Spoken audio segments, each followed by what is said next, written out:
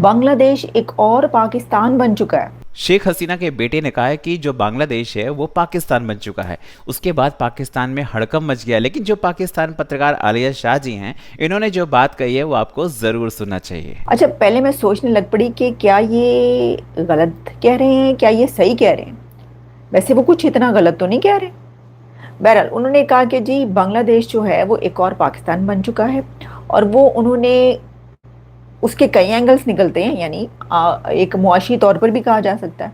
मुआशी तौर पर आपको पता है कि जो डिफ़ॉल्ट होने के करीब कंट्री जो है वो पाकिस्तान जा चुका है। उस वक्त के जो हालात आपको पता है क्या हुए थे, और जो पाकिस्तान है वो इकोनॉमी में कहाँ पर है वो भी आप जानते हैं। आईएमएफ के साथ है, आईएमएफ के ऊपर चलता है।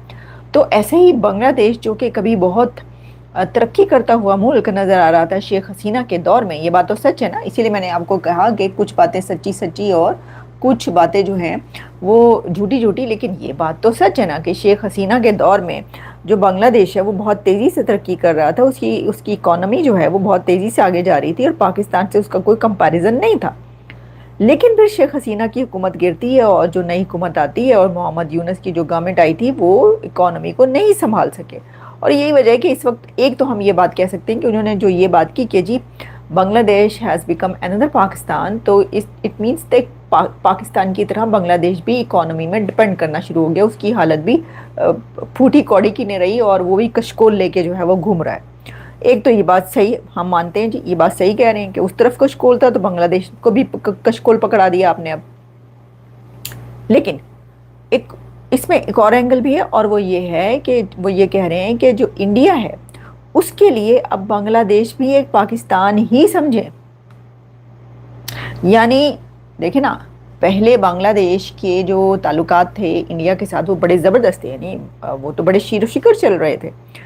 जो शेख हसीना थी वो तो बड़ी फेवरेट थी इंडिया की, और इंडिया उनका फेवरेट था। तभी तो देखिए ना कि जब उन्होंने मुल्क छोड़ना था तो वो कौन से मुल्क में उन्होंने रिफ्यूज हासिल किया, इंडिया में। क्योंकि वो समझती हैं कि इंडिया में ही उनको जो है वो पनाह मिल सकती है या उनको बचाया जा सकता है। अगर कोई बचा सकता है तो वो इंडिया है। तो उन्होंने इंडिया में पनाह हासिल की। अब तो ये जो है ना सूरत हाल, इसके अंदर जो बांग्लादेश है अब वो इंडिया का दुश्मन बन चुका है। तो इस वजह से ये जो बात, इसका एक एंगल ये भी है कि शेख हसीना के बेटे ने जो ये कहा कि Bangladesh has become another Pakistan, उसमें ये भी एक है कि अब जैसे पाकिस्तान जो है वो इंडिया का सबसे बड़ा दुश्मन है, नहीं सबसे बड़ा दुश्मन जो है भारत का वो चाइना है। भारत खुद ये समझता है और भारत खुद ये कहता है कि सबसे बड़ा दुश्मन चाइना है उनका। लेकिन उसी तरीके से जैसे कि पाकिस्तान इंडिया का दुश्मन है, या पाकिस्तान कहता है कि इंडिया पाकिस्तान का दुश्मन है, ऐसे ही बांग्लादेश भी अब इंडिया का दुश्मन ही समझे।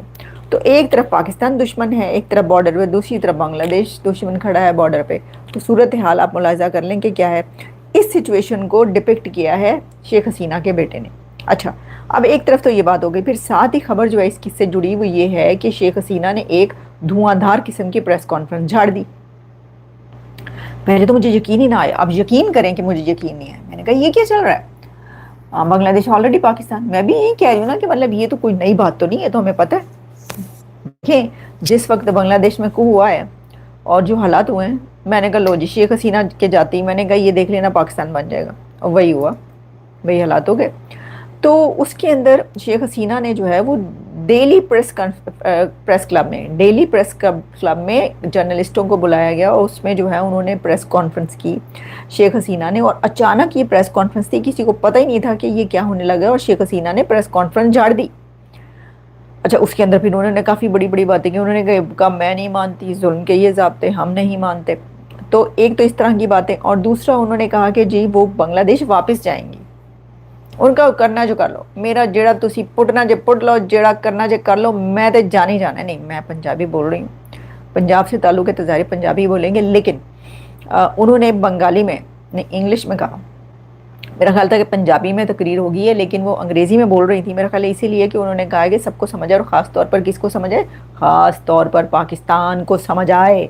ऐसा लगता था कि शेख हसीना ने ये जो अंग्रेज़ी में इंग्लिश में स्पीच की है वो की ही पाकिस्तान के लिए कि ए पाकिस्तानी हो ये ज़रा समझ लो कि मैं क्या कह रही हूँ इस वक्त। अच्छा, उसके साथ साथ दुनिया को भी ज़ाहिर है उन्होंने बताना था कि भाई ये है सिलसिला, और मैं जो हूँ मेरा जो पॉइंट ऑफ व्यू है वो ये है। तो जी ये जब चल रहा था, वो पता नहीं कहाँ पे कौन सी आ रही है वो कॉल, जो भी आ रही है छोड़े, तो उसके अंदर ये है, उन्होंने तकरीर भी झाड़ दी। तो जी इस सब चीज़ों पे मिल मिला के जो है ना कुछ मातम हो रहा है पाकिस्तान के अंदर।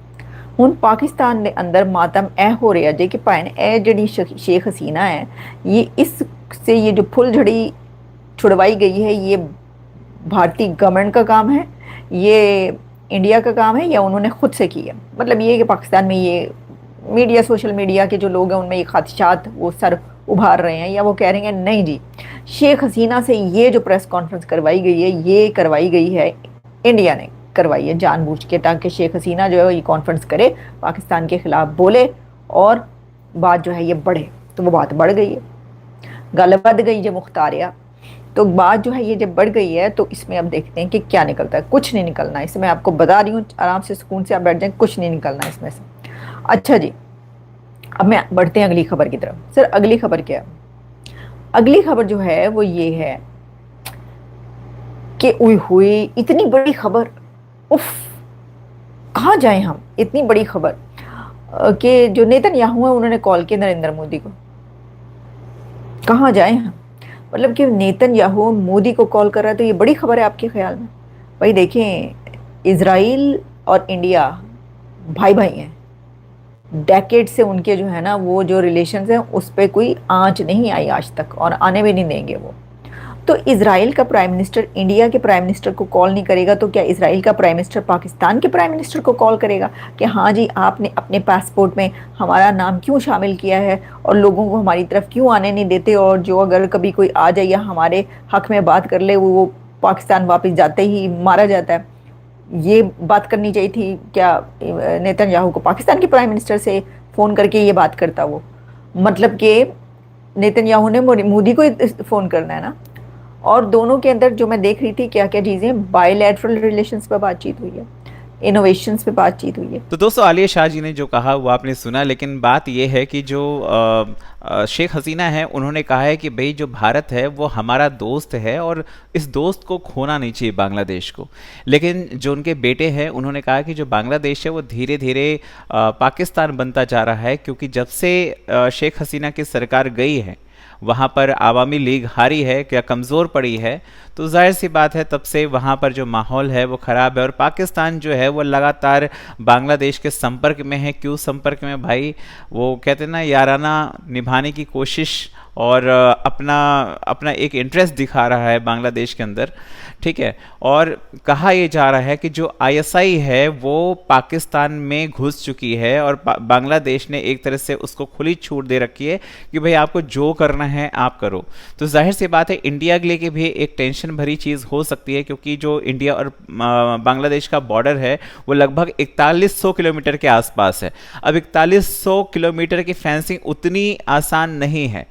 अब जाहिर सी बात है अगर वो एरिया कहीं ना कहीं उसको जो ऐसे एलिमेंट्स हैं जो पाकिस्तान के आईएसआई जैसे एलिमेंट्स अगर इस्तेमाल करेंगे तो कहीं ना कहीं एक तरह से भारत के लिए खतरा हो सकता है। इसीलिए अब भारत को भी सतर्क रहने की ज़रूरत है। बाकी देखते हैं आप लोग क्या कहते हैं, कमेंट करके ज़रूर बताएं। चैनल पर नए हैं तो चैनल को सब्सक्राइब ज़रूर करें। जय हिंद, जय भारत।